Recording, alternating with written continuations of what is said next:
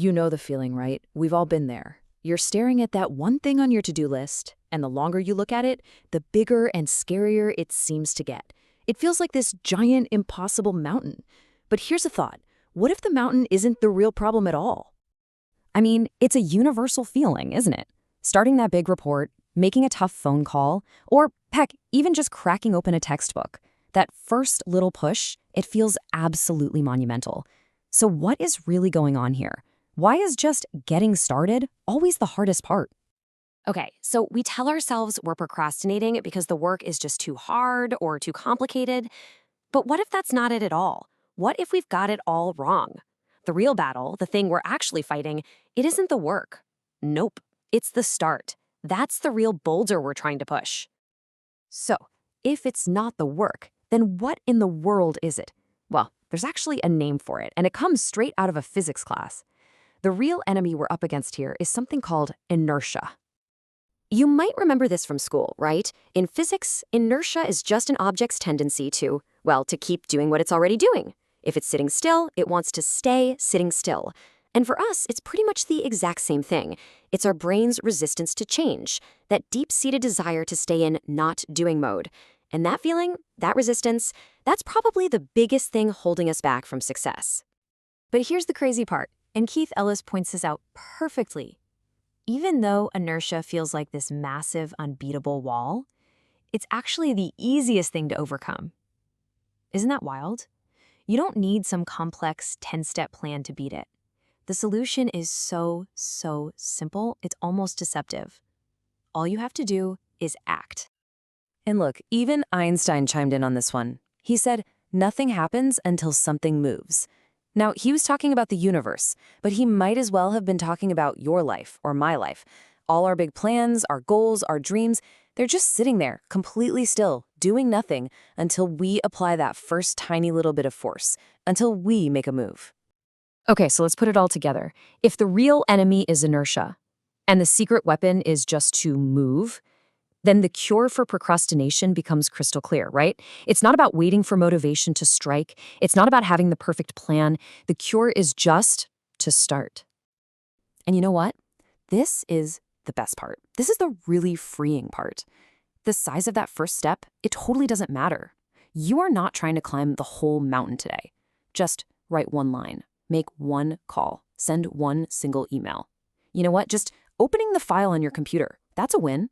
But my favorite one on this list has to be write one sloppy paragraph. Think about it. Why is that so powerful?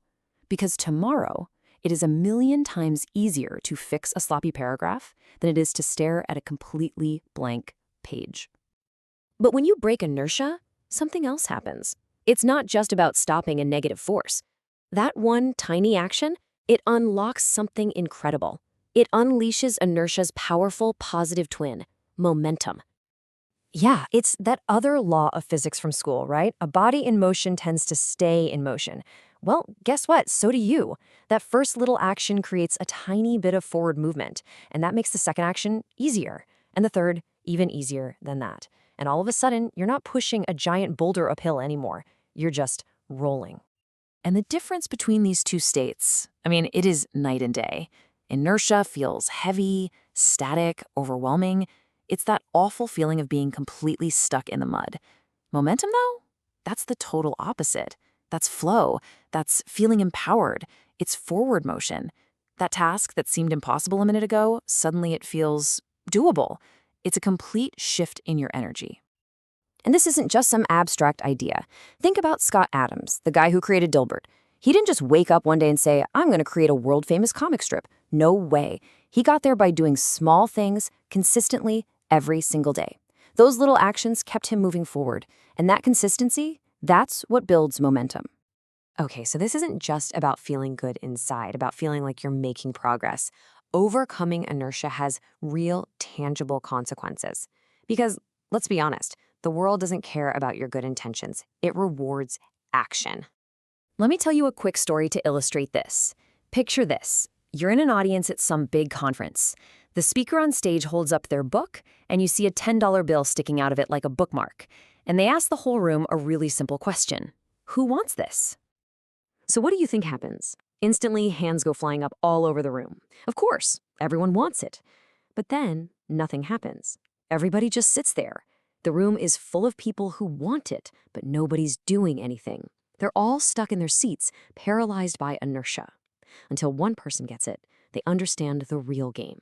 They don't just raise their hand, they get up, they walk to the front of the room, and they take it. And that's the whole lesson right there, isn't it? The reward, the success, it doesn't go to the people who just want it, or even the people who say they want it.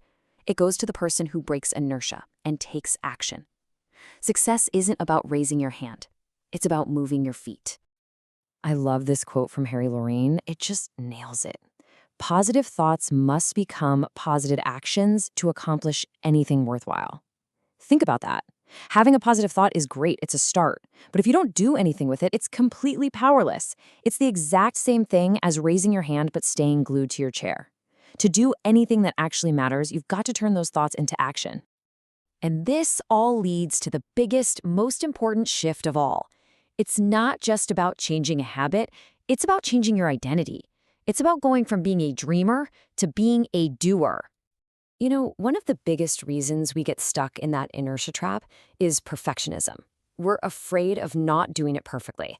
But here's the secret. Progress has absolutely nothing to do with perfection. It is all about movement.